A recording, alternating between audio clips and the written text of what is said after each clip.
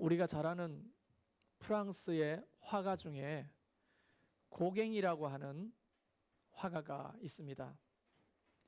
그는 스스로 그린 그림들 중에 최고의 걸작이라고 생각했던 작품이 있습니다. 사실 이 작품은 경제적으로 굉장히 빈곤할 때, 그리고 사랑하는 어린 딸을 죽음으로 잃고 절망 속에 있을 때 그린 그림입니다. 타히티로 피신해서 원둔 생활을 하며 그린 작품인데요. 이 작품을 완성한 이후에 자살을 기도했다고 하죠. 얼마나 고뇌하며 그렸던 그림인지 모릅니다. 한번 그림을 보여주시면 정확하게 다는 나오지 않습니다만 굉장히 큰 그림입니다. 이 그림의 제목이 굉장히 깁니다. 그림의 제목은 우리는 어디서 왔는가? 우리는 무엇인가? 우리는 어디로 가는가? 라고 하는 굉장히 긴 제목을 가지고 있습니다. 인류는 지금까지 이 질문 앞에 살고 있는 거죠. 이 댄 브라운이라는 사람이 오리진이라고 하는 책에서 우리는 어디서부터 왔는가, 또 어디로 가는가 라고 하는 질문에 해답을 날아가는 공에 비유한 적이 있습니다.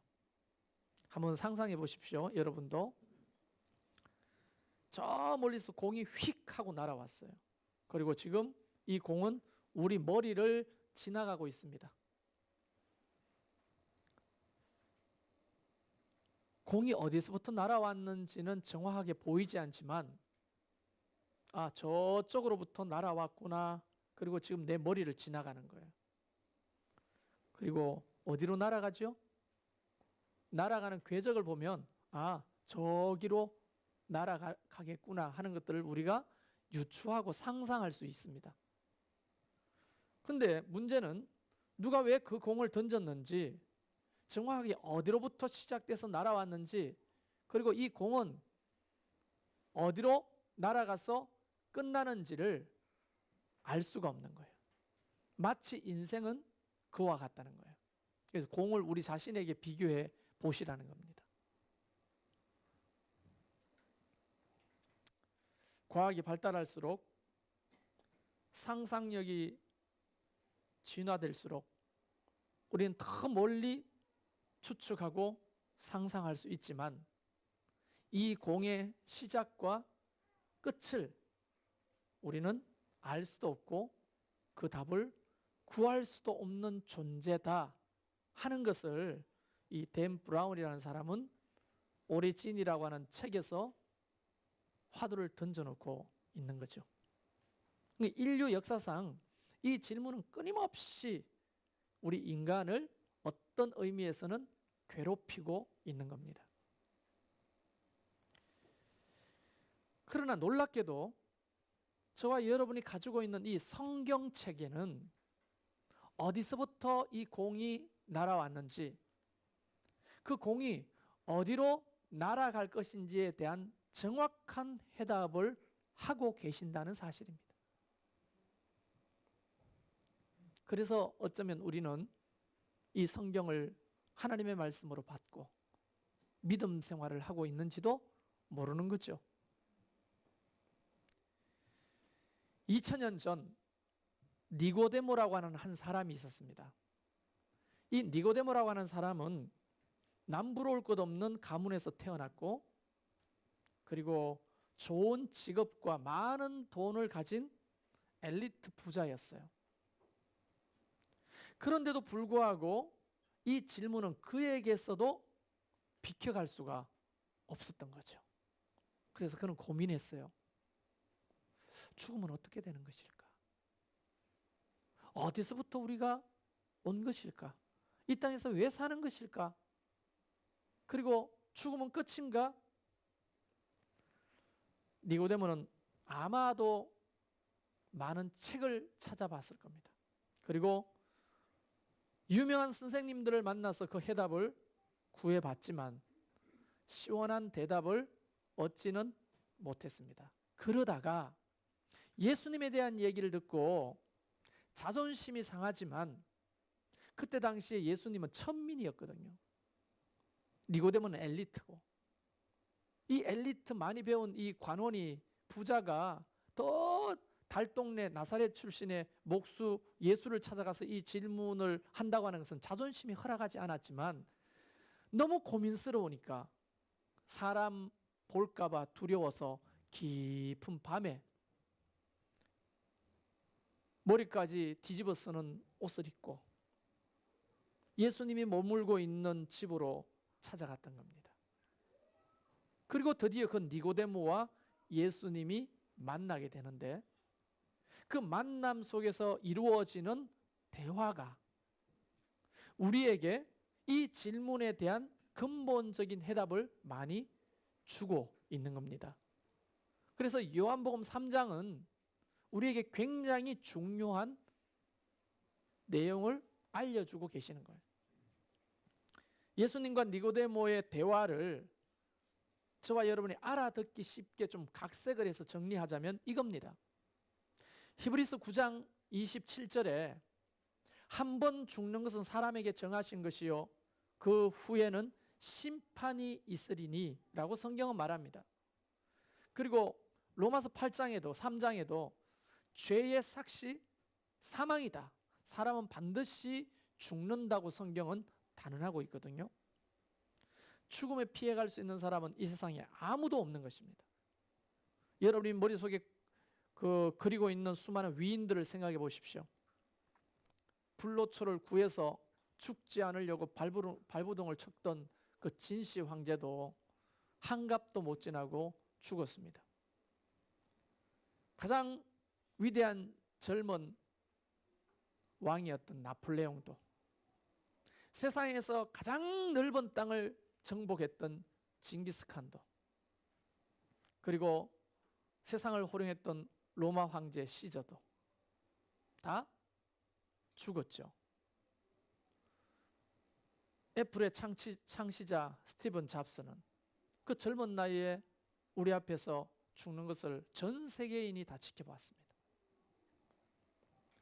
인류 최고의 과학자 아인슈타인, 스티븐 호킹 이런 분들도 다 죽음을 피해갈 수는 없었죠. 그리고 저는 지난 주일 아내를 먼저 보내고 이곳에 와 있습니다. 그리고 그 다음은 저와 여러분일 겁니다.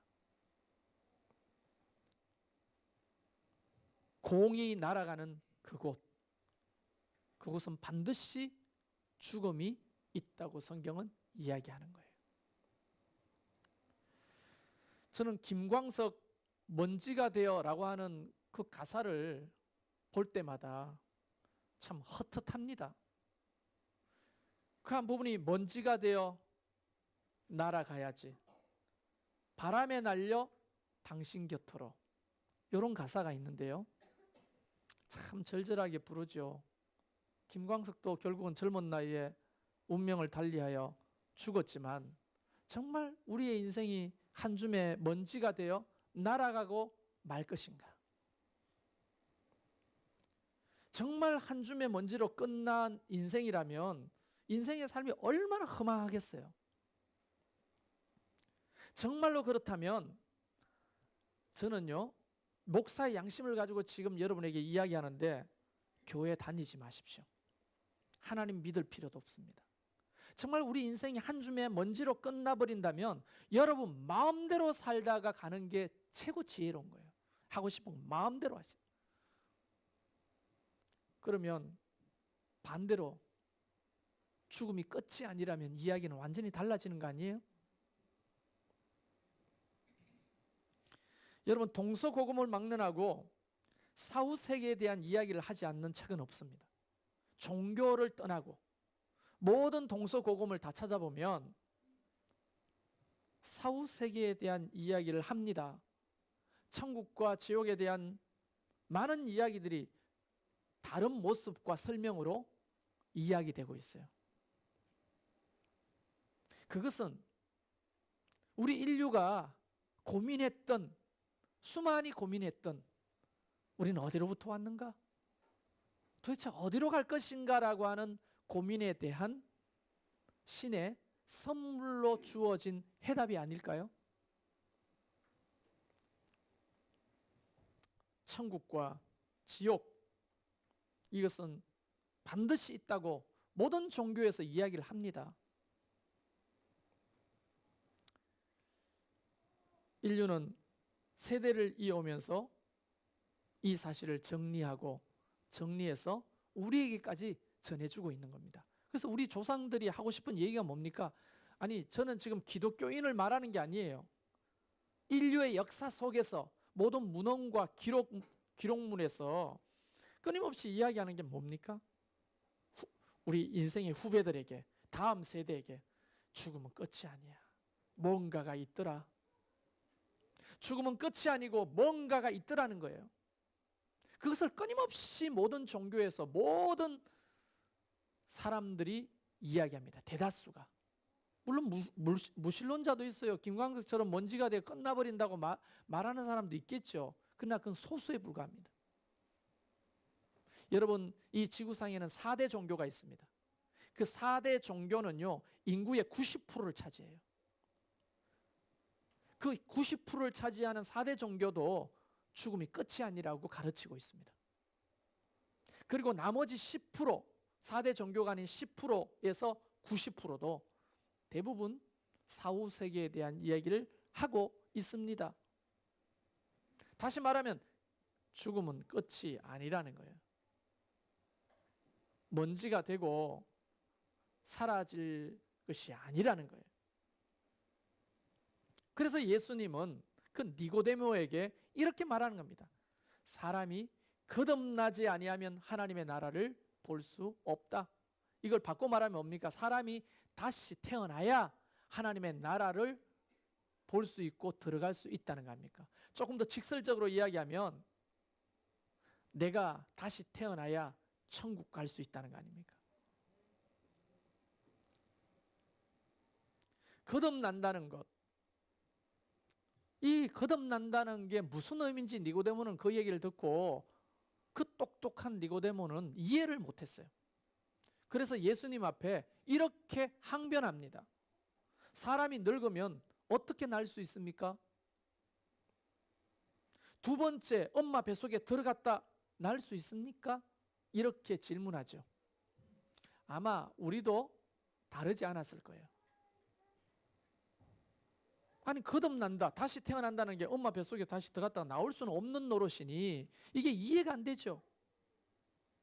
그런데 예수님이 말씀하신 이 거듭남, born again, 다시 태어난다고 하는 것은 육체가 다시 태어난다는 것을 말하는 것이 아니었습니다. 그러면 어떻게 태어날 수 있습니까? 자, 우리는 인식하지는 못하지만 다른 사람들의 경험을 지켜보면서 얻은 해답들이 좀 있어요. 그게 뭐냐 하면 이겁니다. 우리가 엄마 뱃속에 잉태될 때를 한번 상상해 보십시오. 우리는 엄마 뱃속에 있을 때 기억이 없습니다. 그렇죠? 그러나 다른 사람들의 경험을 통해 우리는 지켜보아요. 아이를 베는 사람, 출산하는 사람을 통해 지켜보고 있어요.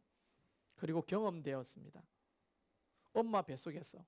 엄마 뱃속에는 한 달에 한 번씩 난자라고 하는 생명체가 태어납니다. 그리고 그 난자는 엄마 뱃속에서 한 7일 정도를 뭔가를 기다려요. 뭘 기다리죠? 또 다른 생명을 기다립니다.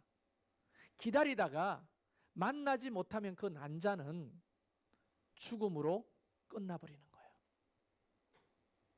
근데 탄생이라고 하는 것은 참 놀랍게도 아버지 몸속에서 생산되는 또 다른 생명체 DNA를 가진 정자가 엄마 뱃속에서 기다리고 있는 그 난자를 만날 때는 전혀 다른 일이 일어나는 거예요. 그 생명을 만나지 못했을 때는 이것도 저것도 죽고 사라지고 마지만 그 난자가 또 다른 생명을 만나면 전혀 다른 생명으로 자라나기 시작하는 거예요. 그것은 말로 다 할 수 없는 신비죠. 그리고 때가 되면 그것이 인간이 되고, 때가 되면 엄마 뱃속에서 출산을 통해서 이 세상에 태어나는데, 그 모든 출산의 과정의 가장 중요한 포인트는 뭐냐면 이 생명과 이 생명이 만나는 데 있다는 겁니다. 만나는 데. 이게 만나지 않으면 절대 생명의 역사는 일어나지 않고 태어남은 일어나지 않는다는 거예요. 이걸 반박할 사람은 없죠? 아무도 없을 거 아니에요. 물론 좀 젊은 사람, 똑똑한 사람은 정자 난자가 아니어도 세포 조작을 통해서 생명이 탄생할 수 있다, 뭐 이런 얘기를 하는데, 그것 또한 새로운 생명이 있어야 가능한 거죠. 그러면 한번 머릿속으로 상상해 보십시오. 우리가 난자라고 생각해 보십시오. 이 세상은 엄마 뱃속이고 우리는 난자라고 생각해 보세요. 이 세상에 살면서 우리가 또 다른 생명을 만나지 않으면 우리는 이 세상에서 죽고 끝나고 마는 것입니다. 그런데 성경은 말씀하시기를 예수 그리스도가 생명이라고 말하는 거예요. 요한복음 11장 25절에 나는 부활이요 생명이다. 예수님의 말씀이에요. 내가 생명이다. 비유로 말하면 너는 난자고 나는 정자다. 나를 만나야만 너희가 거듭날 수 있다고 말하는 겁니다. 요한복음 1장 12절에 영접하는 자, 그 이름을 믿는 자에게는 하나님의 자녀가 되는 권세를 주셨다. 요한복음 8장 51절에 진실로 진실로 너희에게 이르노니 사람이 내 말을 지키면 영원히 죽음을 보지 아니하리라. 예수님은 생명이에요. 생명의 DNA를 가진 어떤 의미에서는 정자예요. 우리가 이 땅에 살아가는 난자로서 정자를 만나지 아니하면 우리는 죽고 마는 겁니다. 천국에 들어갈 수가 없는 겁니다. 그래서 예수님 끊임없이 이야기하는 거예요. 나를 영접하는 자, 그 이름을 믿는 자들에게는 하나님의 자녀가 되는 권세를 주셨느니라. 영접이 뭡니까? 수정이 되는 거죠. 난자와 정자가 수정될 때 새로운 생명이 탄생하듯이 내가 예수 그리스도를 만나야, 생명 대신 예수 그리스도를 만나야 내가 거듭나고 새로운 생명으로 탄생될 수 있다는 겁니다. 그렇게 새롭게 탄생된 생명만이 천국에 들어갈 수 있다는 거예요. 그 생명만이 하나님의 나라를 볼 수 있다고 이야기하는 겁니다. 그런데 많은 사람들은 이 말을 우습게 여깁니다. 대수롭지 않게 받아들이죠. 요한복음 8장 47절에 하나님께 속한 자는 하나님의 말씀을 듣나니 너희가 듣지 아니함은 하나님께 속하지 아니하였음이로다. 하나님께 속하지 않는 사람은 이런 말씀을 받아들이기가 참 힘들어요. 잘 귀에 들어오지도 않고 저 목사의 짓거리는 하나의 이야기에 불과한 거죠. 요한복음 5장 38절에도 그 말씀이 너희 속에 거하지 아니하나니 이는 그가 보내신 이를 믿지 아니함이라. 내가 믿지 아니하니까 못 받아들이는 거예요. 니고데모는 그 말을 고민하다가 그냥 집으로 돌아가 버리고 맙니다. 저는 오늘 우리 교회에 처음 나오신 분이 한 분이라도 계신다면 이 니고데모처럼 그냥 돌아가지 않길 바라요. 시편 19편 7절에는 여호와의 율법은 하나님의 말씀을 말하는 거죠. 여호와의 율법은 영혼을 소성케 하고, 하나님의 말씀을 받으면요 우리 영혼이 살아난다고 말하는 거예요. 생명의 말씀을 받아들일 때 일어나는 현상이 바로 born again입니다. 거듭나는 거예요. 거듭남. 인간이 어디로부터 왔을까요? 그리고 어디로 가는 것일까요? 그 해답은 오직 성경에서만 얻을 수가 있습니다. 예수 안에서 새로운 생명으로 잉태돼야 거듭나는 거예요. 영원한 삶을 시작할 수가 있는 겁니다. 저는요, 아내 병수발을 2년 정도 들면서 보험이 정말 참 필요한 거구나 하는 것을 절실하게 깨달았는데요. 암 환자들이 모였다면 보험 얘기예요. 왜냐하면 닥치고 보니 돈 없는 가난한 사람들이 병원 치료 받을 수 있는 유일한 혜택이 보험이거든요. 그런데 집사람이 죽고 나니 좀 원망도스러운 거예요. 생명보험이라도 하나 들어놓고 가지. 죽고 나니까 아무것도 없네. 여러분, 저는 오늘 여러분에게 영혼의 보험을 들라고 말씀드리고 있는 것입니다. 세상의 보험도 혹 살아가면서 필요하지만 진짜 영혼의 보험, 진짜 생명보험, 그것이 바로 예수 그리스도인 거예요. 그 예수 그리스도를 내가 받아들이고 믿을 때 내가 거듭나고 생명이 잉태되고 전혀 다른 새로운 삶이 시작되는 것입니다. 근데 우리는 예수님을 믿는다고 하지만 교회에 출입하면서 믿음이 전혀 없는 상태로 그냥 아내 따라 왔다가 가고 남편 따라 왔다가 가고 부모 따라 왔다가 가고 그냥 누구 때문에 왔다가 따라가는 그런 불쌍한 인생을 이제 끝내시기를 주의 이름으로 축원합니다. 진짜 예수 그리스도의 생명을 내가 받아들이고 영접할 때만 우리는 거듭나는 거예요. 정자와 난자가 만날 때 새 생명이 잉태되어 변화가 일어나는 것처럼 내가 생명이신 예수님을 만날 때, 내가 영접할 때, 받아들일 때만 새로운 생명이 역사되는 것입니다. 할렐루야. 그리고 저희 교인들을 위해서 잠깐 말씀을 드리면, 저는 여러분 앞에 수없이 믿음에 대한 얘기를 가르치고 가르쳤습니다. 믿음은 강력이다, 강한 힘이다. 믿음은 우리에게 지혜를 준다. 믿음은 세상 그 어떤 것과 비교할 수 없는 힘이다, 능력이다. 근데 저는 황망한 일을 당했습니다. 만 46세 아내를 떠나보냈습니다. 그리고 저는 수없이 여러분에게 가르쳤던 믿음이라고 하는 것이 어떻게 내 속에서 작동되는지를 제 스스로가 지켜봐 왔어요. 남은 두 아이들과 이 교회, 내 인생, 나는 과연 혼자서 이 모든 일을 감당할 수 있을 것인가? 우리가 611일 동안 기도했는데 하나님은 왜 아내를 데려가시는 걸까? 수없이 질문하고 질문했습니다.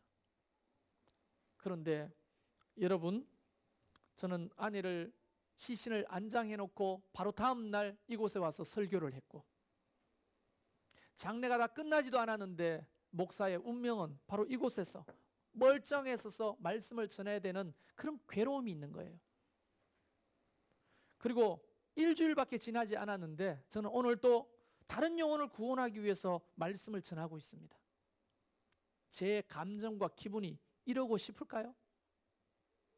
그런데 저는 기쁨으로 이 일을 감당하는 것을 봤더니 내가 의지를 가지고 이렇게 해야지, 먹고 살아야 되니까 할 수 없이 해야지가 아니라 바로 내 속에 신락같이 붙어있는 믿음의 힘이라는 거예요. 그게 믿음은 강력입니다. 그 죽음 앞에서보다 그 죽음 앞에서조차 감사할 수 있고 웃을 수 있고, 그 죽음 앞에조차도 내가 가야 될 거기를 걸을 수 있는 힘은 바로 믿음인 것입니다. 믿음은 너무 유리한 거예요. 믿음이 없이 살아간다고 하는 것은 너무 손해가 막심한 거예요. 저와 여러분이 예수 그리스도를 향한 믿음을 가지고 살아가기를 바라요. 그러면 인생에 만나는 이해할 수 없는 수많은 사건과 사고 속에서 전혀 다르게 반응할 수가 있는 것입니다. 저는 울지 않는 것이 믿음이 좋다고 말하는 게 아니에요. 난 여전히 아내와 함께 있던 그 방 안에 들어가지 못해요. 거실에서 자고 있어요. 일주일째. 그리고 문득문득 눈물이 앞을 가립니다. 황망하고 힘듭니다. 그러나 내 자신을 지키고 있는 어떤 것, 그것을 좀 추적하고 생각해 봤더니 결국은 하나님을 향한 믿음이에요. 믿음은 강력입니다. 여러분, 제가 되지 않는 것을 여러분에게 강요할 수 없잖아요. 근데 저에게도 되는 걸 봤더니 여러분에게도 될 것입니다. 예수 그리스도를 향한 믿음, 진짜 믿음을 가지고 사는 것만큼 유리한 게 없어요. 우리 아이들을 보십시오. 아직 어리잖아요. 그래도 하나님이 주셨던 그 심어놓으신 작은 믿음이 함께 아버지와 그것을 극복하고 걷게 하잖아요. 여러분, 믿음은 우리에게 너무 유리한 거예요. 그래서 오늘 처음 오신 분에게도 믿음의 시작을 뭐라고 합니까? 거듭나고부터 믿음이 시작되는 거예요. 그리고 거듭나고부터 이런 믿음을 가지면 우리가 남아있는 인생 동안 경험할 수 있는 수많은 이해되지 않는 많은 일들, 어려움들, 아픔들, 그것을 극복하고 이기는데 이것만큼 좋은 게 없다는 것을 다시 한 번 더 말씀드리고 싶은 거예요. 할렐루야. 처음 오신 분들이나 기존의 성도들이나 모두 예수 그리스도 안에서 거듭나고 그 거듭난 이후에 받은 하나님의 선물, 믿음을 가지고 이 세상을 승리하며 살아가는 저와 여러분이 되기를 주의 이름으로 축원합니다. 우리 이 시간에 처음 오신 분들뿐 아니라 우리 스스로 또 옆에 있는 지체들을 좀 축복하면 좋겠습니다.